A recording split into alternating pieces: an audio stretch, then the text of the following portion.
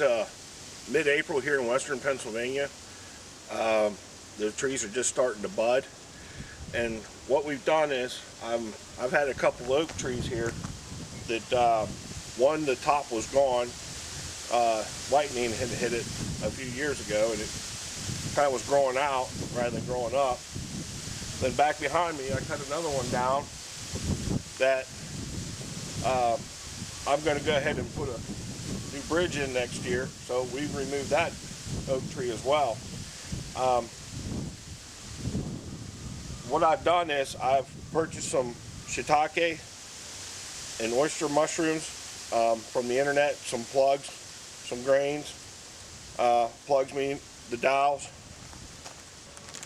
And as you can see, I've let these ones set for a couple of weeks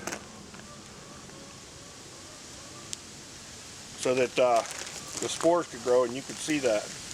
When these first arrived, they were plain, there was nothing on them. Well, it didn't look like there was anything on them.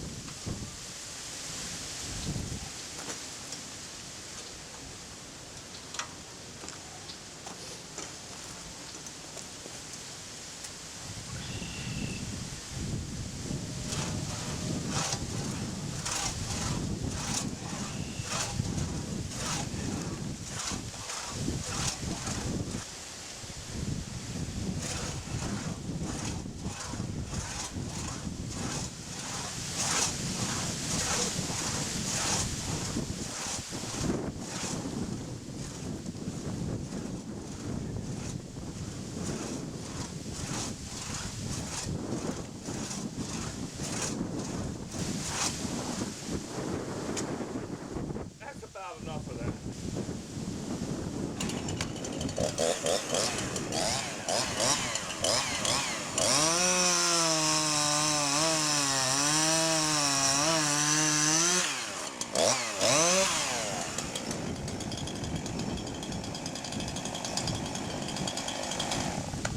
Yeah, there's a big difference between using the tools that you have available and a little common sense.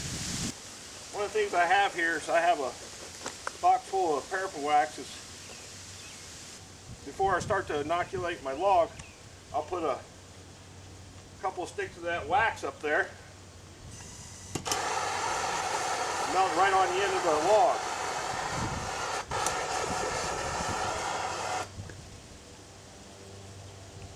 There, all end of our log is now sealed up. Now, down here on the end of this log is where a branch was cut off. We're going to want to close that up too.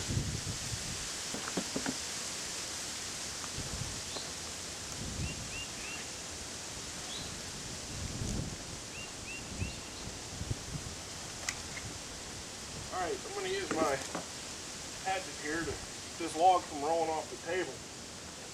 We're going to start drilling, and we'll come up about 2 inches from the end of the log, and we'll start my first hole. And what we want to do is we want to put these 4 inches apart in a diamond pattern. And we'll repeat that for the whole log. So we're going to drill these holes so we can inoculate the log. And as you can tell, it doesn't take a real long time drill those holes. And you want to drill those about 1/8 of an inch deeper than your dowel, the length of your dowel, because you want to get this light area here. That's where you want to begin the inoculation. You know what? There's a lot better way to do this.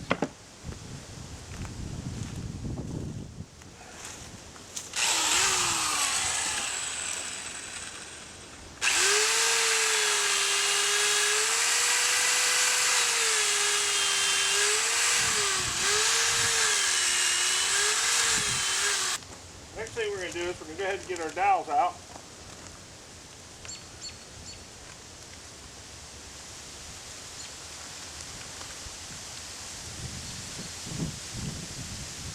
Alright, I'm going to show you how we got these plugs in here.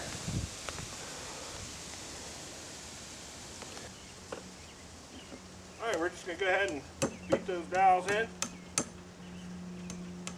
nice and moist.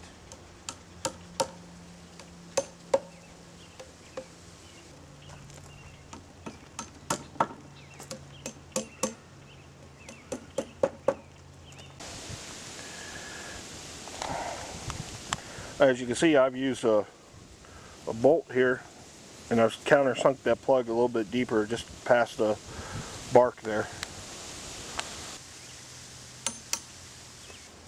Alright, now what I have here is I got a little pot. I bought it at the thrift store for $1, and I've got some cheese wax. The cheese wax is starting to melt. I'm going to go ahead and seal the top of these plugs.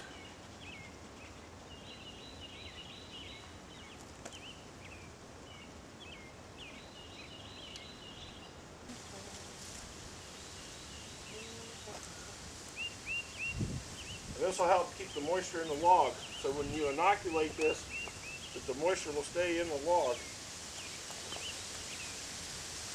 Alright, here we have some shiitake mushroom logs. These are white oak logs. The two standing up, those were inoculated this year. And as you can see, these were planted last spring. And there's the shiitake growing out of one of the plugged holes now. Now this is a pretty simple, self-sufficient way to get these delicious, expensive mushrooms. Be able to see that they're some in different stages. There's a little button, one, and you can see the wax around that. That's a little button. That's one that's coming out. I'll show you some of the other plugs. There's a plug there. There's one there. Now, the location of this is pretty important. We're underneath some pine trees, just within the rainfall area, where the rain can just penetrate down through. Comes down here, the side here, and the rain will come down, and the rain will still hit these logs, and it'll keep that ground moist around there. That blocks the sunlight out during the day. So there you go.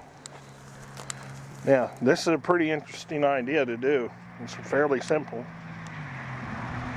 Well, I hope you enjoyed this short video on how to make your own mushroom logs.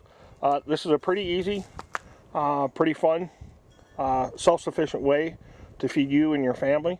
Definitely a kid's project. A little supervision with the power tools, but definitely a lot of fun and lots of rewards.